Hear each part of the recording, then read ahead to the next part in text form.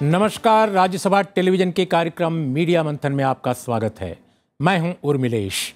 Media मंथन के आज के अंक में हम बात करेंगे विद्वेष और असहिष्णुता के दौर में मीडिया के सामने सूचना देने की जिम्मेदारी के साथ समाज और सभ्यता के श्रेष्ठ मूल्यों को बचाने की जवाबदेही भी होती है, खासकर विद्वेष और असहिष्णुता के खतरनाक दिनों में।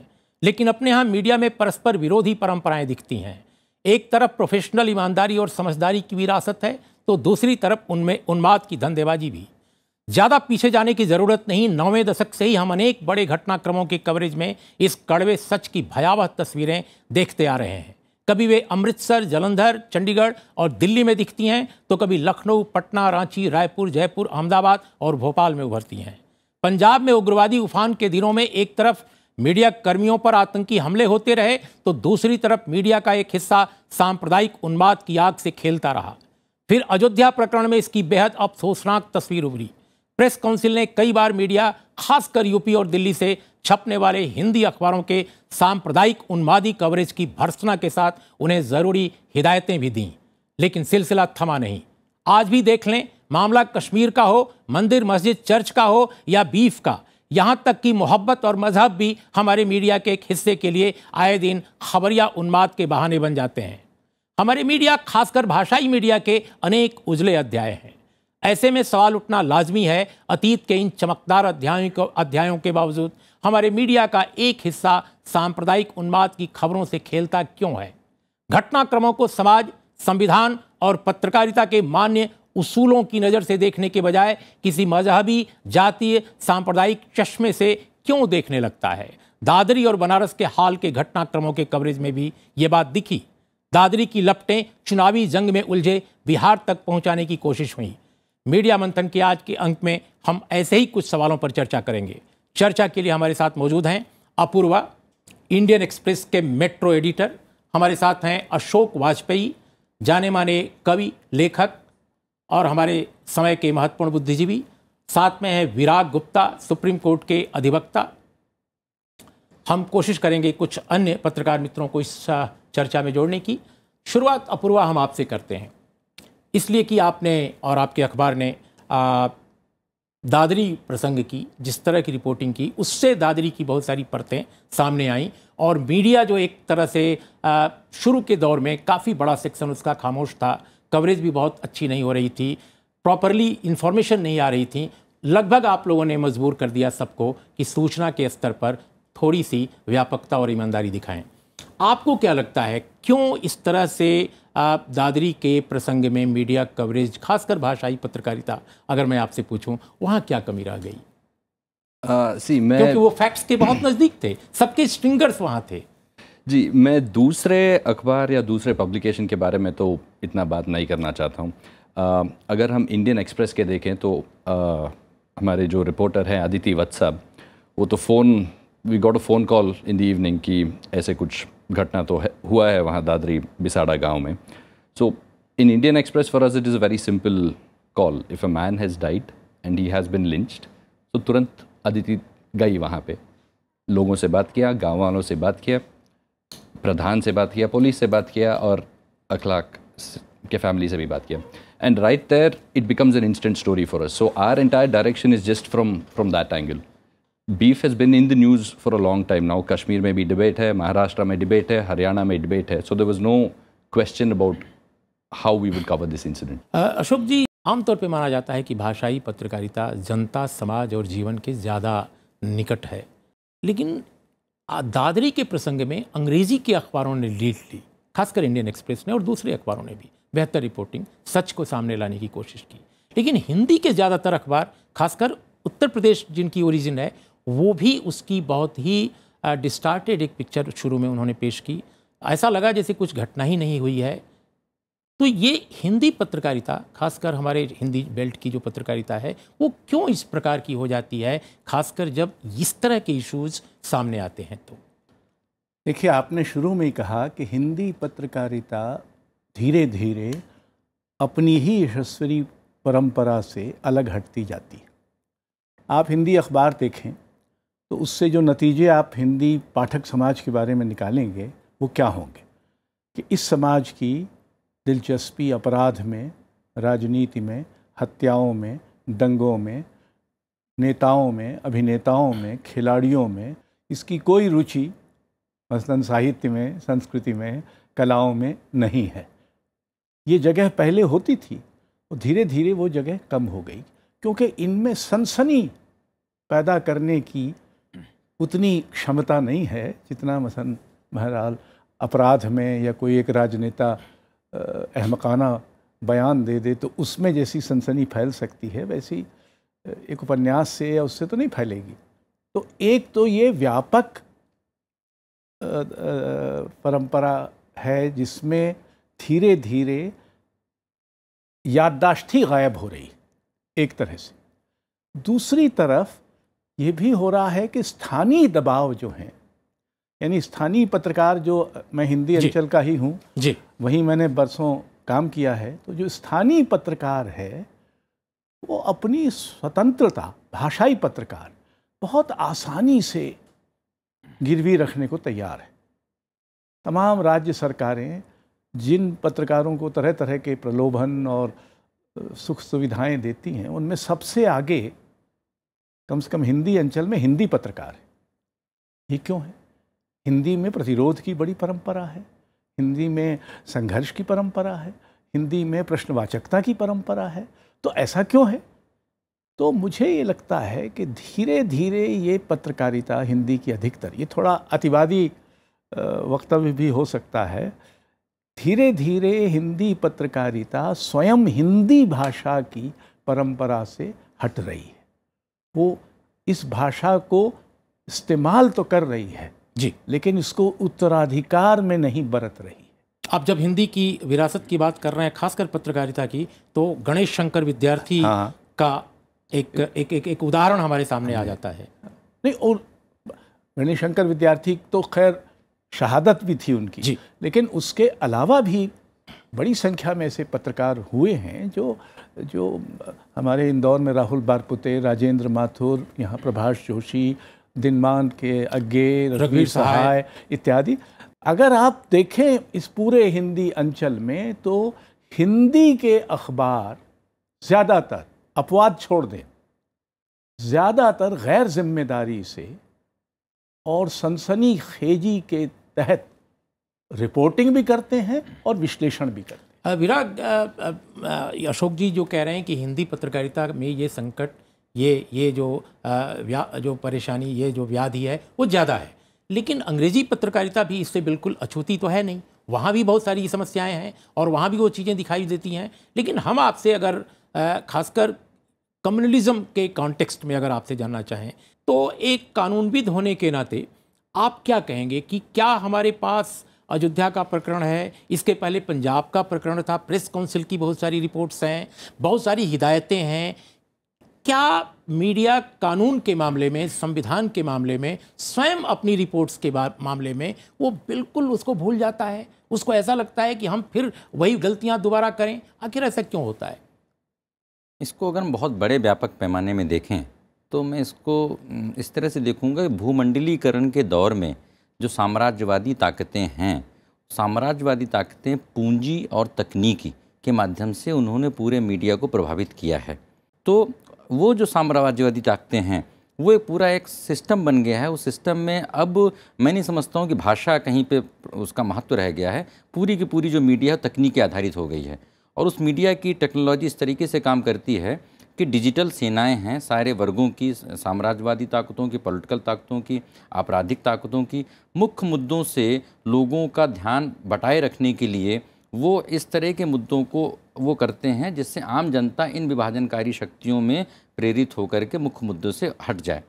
जो डिजिटल ताकतें हैं उसमें एक 30% के आसपास गुमनाम ताकतें हैं जो कि इन लोगों के द्वारा संचालित हैं, उन अकाउंट से वहाँ से बोगस खबरें वो प्लांट कराते हैं। उन बोगस खबरों के बेसिस पे दिन भर असली खबरें चालू हो जाती हैं। शाम को मीडिया हाउस नकली खबरें चालू हो नकली खबरों के बेसिस पे ये जो आभासी जगत से एक यथार्थ जगत को प्रभावित करने का जो प्रयास चालू होता है और शाम को वही प्राइम टाइम की खबर बनती है और अगले दिन वो प्रिंट मीडिया की खबर बनती है। हमको तकलीफ इसलिए होती है क्योंकि हिंदी मीडियम जो हिंदी पत्रकारिता का अच्छा इतिहास रहा है और उसमें गिरावट ज़्यादा देखने को मिली है।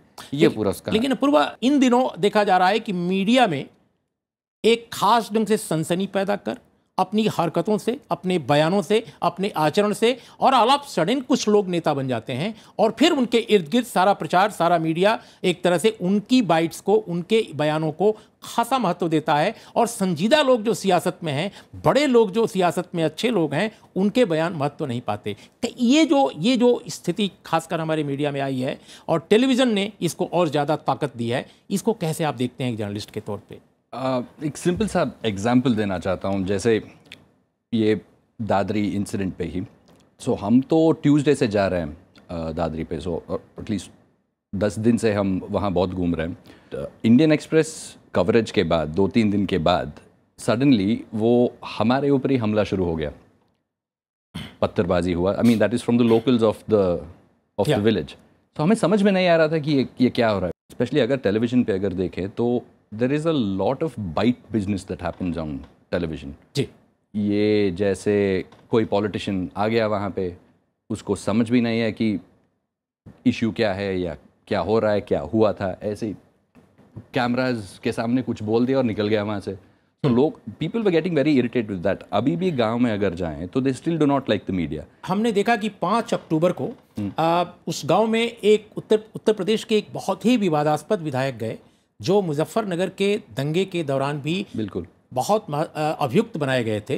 उन पर बहुत संगीन मामले थे और अभी भी लंबित हैं वे मामले। अभी एक रिपोर्ट आई है मुजफ्फरनगर दंगे की, उसमें भी उन पर आरोपी बनाया गया है। बिल्कुल उन्होंने बयान दिया, वो अखबारों में सेकेंड लीड या फर्स्ट लीड छपा, खासकर हिंदी अखबारों में। टेलीविजन चैनलों में हेडलाइंस में था उनका बयान। अब आप सोचिए, लेकिन उसके बाद हमारे देश के वित्त मंत्री ने न्यूयॉर्क में एक बहुत महत्वपूर्ण बयान दिया और उन्होंने बेहद समझदारी भरा जो बयान दिया, उसमें कहा कि इस तरह की जो घटनाएं होती हैं वो भारत जैसे परिपक्व लोकतांत्रिक समाज की छवि खराब करती हैं। लेकिन ये जो बयान है वित्त मंत्री का, उतनी प्रमुखता नहीं पा सका जितनी प्रमुखता उत्तर प्रदेश के उस विवादास्पद विधायक का वो बयान पाता है। ये क्या मीडिया का, ये कैसा मीडिया है? वो थोड़ा डिफरेंस है ही वहाँ का। बट अगर आप देखें तो if you look at the voices who are speaking right now, अगर बीजेपी के अगर देखें, there is no clear line. BJP से एक ऑर्डर आया था कि कोई एमपी या लीडर ये दादरी इशू पे, हम अपूर्वा मीडिया के बारे में पूछ रहे हैं। नहीं, मीडिया क्यों नहीं फैसला कर पा रहा है कि किसको छापना है, किसको नहीं छापना है, किसको नजरअंदाज करना है, किसको उभारना है, अगर वो किसको आगे बढ़ाना है, किस बयान को प्रमुखता से देना चाहिए? नहीं, एग्जैक्टली। सी ये सेम आर्ग्यूमेंट तो can be taken at very different levels. So फिर तो हमें गांव में हमें पूछते हैं लोग कि आपको इतना बड़ा सा मामला क्यों बना दिया इंडियन एक्सप्रेस ने। So it is a call that we have to take on everything. Apoorva, हम एक छोटा अभी अंतराल लेते हैं और अंतराल के बाद जब लौटेंगे तो हम इस विषय से जुड़े और प्रश्नों को डिस्कस करेंगे आप सभी लोगों से। एक अंतराल।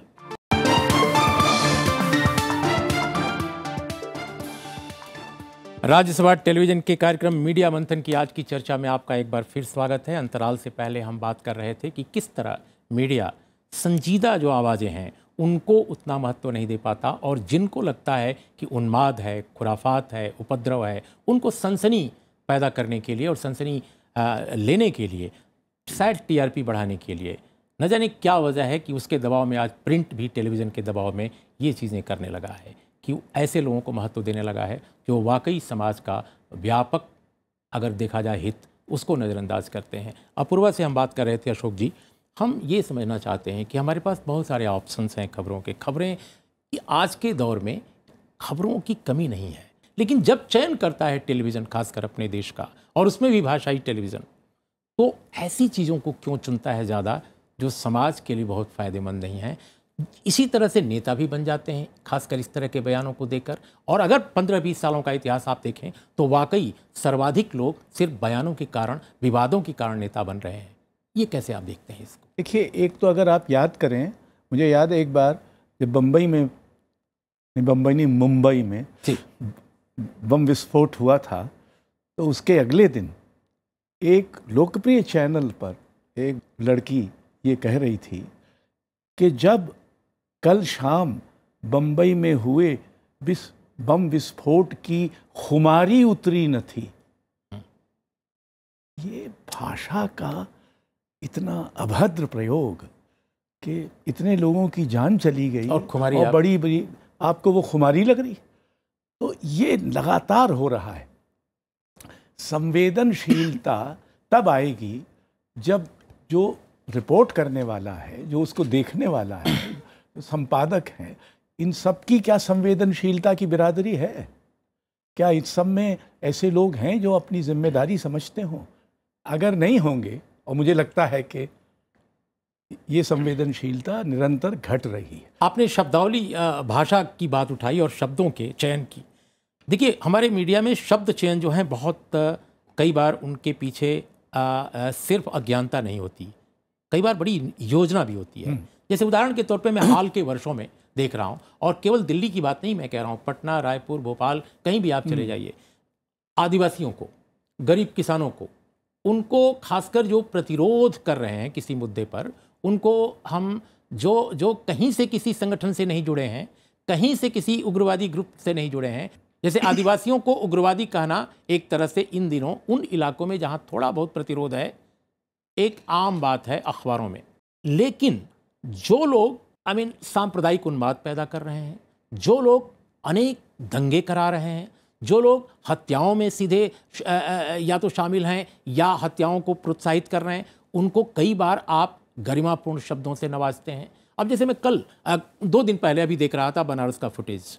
बनारस में आगजनी हो रही है, पुलिस पिकेटिंग फूंकी जा रही है, सरकारी गैर सरकारी गाड़ियां फूंकी जा रही हैं, और नीचे लीड आ रही है, साधु संतों का जुलूस आगे बढ़ रहा है।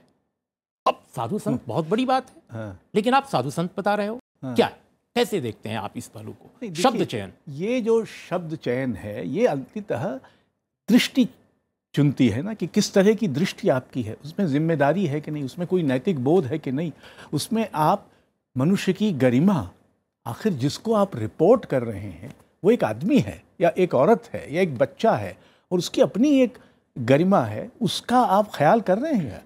अगर नहीं कर रहे हैं तो आपको हर आदिवासी उग्रवादी लगेगा, क्योंकि इतना धीरज आप में नहीं है कि आप इस आदिवासी और एक उग्रवादी आदिवासी के बीच जो अंतर है उसको पकड़ पाएं या समझ पाएं या उसको दूसरों को बता सकें।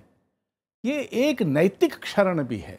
ये सीधा सिर्फ ये नहीं है कि आपको भाषा नहीं आती, हालांकि बहुतों को नहीं आती जी, ये भी सही। देखिए, हिंदी अखबारों की और हिंदी मीडिया की बड़ी भारी समस्या एक इस समय ये है कि उसमें विचार बहुत कम रह गया है। विचार लगभग अपदस्थ है। कुछ तो अपदस्थ कर दिया है विज्ञापनों ने जो चीज़ों के होते हैं, और कुछ जानबूझकर शायद, तो वहाँ विचार की कोई गुंजाइश नहीं है। विचार का मतलब होगा बहुलता। जी विराग, ये विचार का केवल संकट है या हमारे मीडिया का जो अर्थशास्त्र है, हमारे मीडिया का जो समाजशास्त्र है, या उसका भी संकट है? आपने जैसे बात मेरा कहना है कि ये इसका लिंक कहीं ना कहीं क्या ओनरशिप, दोनों चीज़ों से, पूंजी वही मैं समझना चाहता हूं। पूंजी और तकनीक दोनों से है। तकनीकी की वजह से क्वांटिटी बढ़ गई है न्यूज़ की, जब क्वांटिटी बढ़ गई है तो उसमें क्वालिटी या विचार या डेप्थ खत्म हो गई है। दूसरी बात, जो विज्ञापनों की बात बोली है, जो पूंजी की बात बोली है, आप उसके खिलाफ नहीं बोल सकते हैं, उनके खिलाफ नहीं बोलना पड़े इसलिए वो हल्के मुद्दों पर ध्यान करते हैं। कानून की आपने बात किया, कानून में 2 बातें। पहली बात, जैसे अभी दादरी की बात करें तो यहाँ पर छोटे छोटे मुद्दों पर FIR करने वाली पुलिस ने इस महत्वपूर्ण मामले में SP रिपोर्ट भेज रहे हैं कि FIR लॉन्च होनी चाहिए। FIR लॉन्च करने का जो अधिकार है वो SHO का है जी, तो वो किसको रिपोर्ट भेज रहे हैं? क्या कानून में FIR लॉन्च अब सिर्फ मुख्यमंत्री के कहने से ही होगी? मैं समझ रहा हूँ कि हम एक नए किस्म का संविधान लिख रहे हैं, ये किस प्रकार का कानून का शासन है। दूसरा, अगर मीडिया की भूमिका करें तो किसी ज़माने में मीडिया में हर चीज़ अधिकृत तरीके से होती थी, पूछकर रिएक्शन से। अब क्या होता है, गुमनाम कोई ट्वीट आती है, उस पर डिजिटल सेनाएं आपस में बहस करती हैं, उस पर एक मुद्दा बनता है, और जो इलेक्ट्रॉनिक मीडिया है, जो TV मीडिया है, वो वहाँ से खबर उठा लेता है, पर उसके पीछे कोई होता ही नहीं है, और उसमें फिर उस गुमनाम खबर के बेसिस पे जो असली खिलाड़ी हैं राजनीति के, वो उसमें बहस करने लगते हैं। तो वो उसमें ये नहीं पता चल पाता है कि मुद्दा बना कहाँ से, उठा कहाँ से। जैसे भी दादरी की बात ही है, उसमें कहीं पे किसी ने सोशल मीडिया में उठा दिया कि फला पुलिस ऑफिसर है जो कि गोली से मारा गया। अब वो कहीं पे व्हाट्सएप में, सोशल मीडिया में, सब जगह पे चल रही है।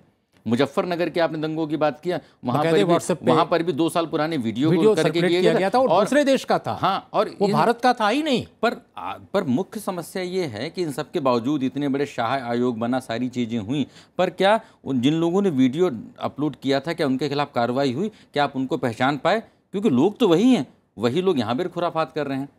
लेकिन आप एक अधिवक्ता है, हम ये समझना चाहते हैं कि हमारे यहाँ प्रेस काउंसिल है, प्रेस काउंसिल की सब कमेटी ने अयोध्या के प्रसंग में जो रिपोर्टिंग उस दौर में हुई थी उसको लेकर रिपोर्ट दी। उस रिपोर्ट को एक तरह से हिदायत के तौर पे, निर्देश के तौर पे जारी किया गया, फिर भी कुछ नहीं हुआ। हाल के दिनों में कई कमेटियां बनी हैं, उसमें कुछ नहीं हुआ। तो ये क्या है कि रेगुलेशन की बात हम नहीं करते, क्योंकि रेगुलेशन कोई समस्या नहीं है। ओनरशिप जो अखबारों की है, जो एडिटर नाम की संस्था का क्षरण है लगातार, यह भी एक समस्या है। और अगर यह है तो कैसे इसको हल किया जा सकता है कानूनी तौर पे, आपसे मैं समझना चाहता हूँ। कानूनी तौर पे प्रश्न ये है कि जिस आप मीडिया की बात कर रहे हैं, जब अयोध्या के समय में, उस समय सिर्फ प्रिंट मीडिया ही हुआ करता था, इलेक्ट्रॉनिक मीडिया बड़ा थोड़ा था जी। अब डिजिटल मीडिया भी आ गया है, तो प्रिंट मीडिया का रोल सिर्फ 1/3 रह गया और प्रिंट मीडिया डिजिटल मीडिया से प्रभावित है। तो आपके पास प्रेस काउंसिल प्रिंट मीडिया के लिए, इलेक्ट्रॉनिक मीडिया के सेल्फ रेगुलेटरी बॉडी है, डिजिटल मीडिया के लिए आपके पास रेगुलेटरी बॉडी है ही नहीं है। तो डिजिटल मीडिया में एक मॉडरेटर नाम की चीज़ जो होती है, वो मॉडरेटर अपना काम कर ही नहीं रहा है।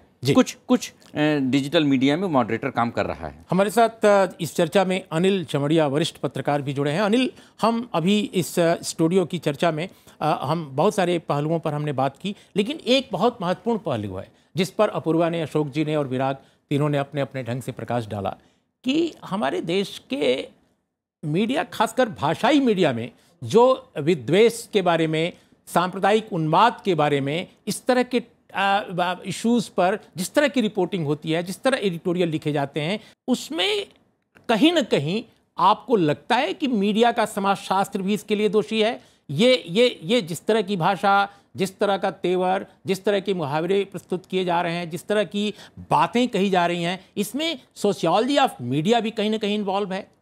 मीडिया की सोशियोलॉजी निश्चित रूप से इसमें सक्रिय रहती है, और ये सवाल पिछले, मैं समझता हूँ कि पिछले 6-7 दशक से ये बात उठ रही है, ये आज नई बात नहीं है। हमारे देश में जो भाषाई जो पत्रकारिता है, उसके साथ ये जो समाजशास्त्र का जो जुड़ाव है, वो भिन्न तरीके से जुड़ा हुआ है। मैं अभी 2-3 अखबार उस समय के पढ़ रहा था जो 1918-1924 के थे।